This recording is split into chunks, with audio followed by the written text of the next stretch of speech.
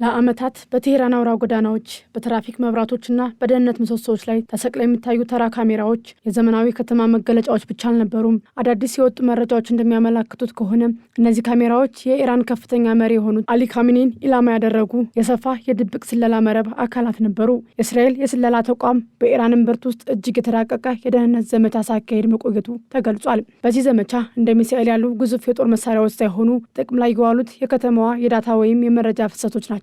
ሰርጎ ገቦች የቴህራንን ሰፊ የትራፊክ ካሜራ መረብ በመስፈር እያንዳንዱ ምስል በቀጥታ በሺዎች የሚቆጠሩ ኪሎሜትሮችን አቋርጦ ቴልአቪቭ ወደሚገኘው የመረጃ ማዕከላት እንዲተላለፍ ማድረጋቸው ተዘግቧል። የእስራኤል ተንታኞች የእነዚህ ካሜራዎች ምስል ለረዥም ጊዜ ሲያጠኑ መቆየታቸው ተነግሯል። በተለይም በፓስተር ጎዳና አካባቢ የሚገኘውና የከፍተኛው መሪ ቢሮ የሚገኝበት ስፍራ በካሜራ እይታ ስር ወድቆ ነበር። በዚህም የጥበቃ ሰራተኞች መኪናቸውን የት እንደሚያቆሙ፣ መቼ እንደሚወጡና እንደሚሄዱ እንዲሁም ደግሞ የደህንነት ጥበቃው በየቀኑ እንዴት እንደሚለዋወጥ ዝርዝር መረጃዎችን ሲሰበስቡ ቆይተዋል።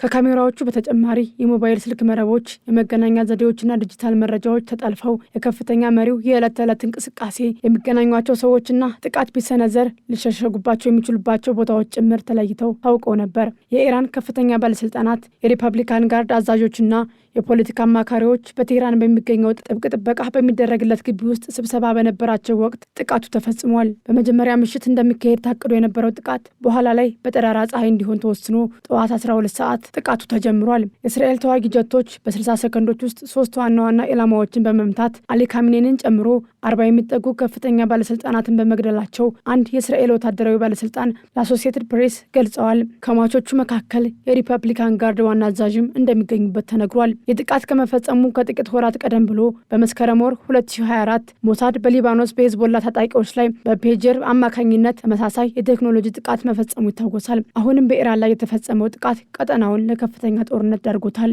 እንደ አሜሪካ ባለስልጣናት መረጃ ከሆነ እስካሁን በኢራን ውስጥ ከ1250 በላይ ኢላማዎች ተመተዋል። በምላሹም ኢራን በኩዌት የሚገኙ የአሜሪካ የጦር ሰፈሮች ላይ በፈጸመችው ጥቃት የአሜሪካ ወታደሮች መገደላቸው ተዘግቧል። በአሁኑ ወቅት የአየር መንገዶች በረራቸውን እየሰረዙ ሲሆን የዓለም አቀፍ የነዳጅ ንግድ ቁልፍ መተላለፊያ የሆነው የሆርሙዝ ወሽመጥ ስጋት ላይ ወድቋል። ይህም የነዳጅ ዋጋ እንዲነርና የዓለም ገበያ እንዲረበሽ አድርጓል። በመካከለኛው ምስራቅ የተጀመረው ይህ አዲስ ምዕራፍ ጦርነት በሚሳኤል ብቻ ሳይሆን በቴክኖሎጂ፣ በካሜራዎችና በምስጢራዊ መረጃዎች ጭምር እንዴት ሊመራ እንደሚችል አሳይቷል።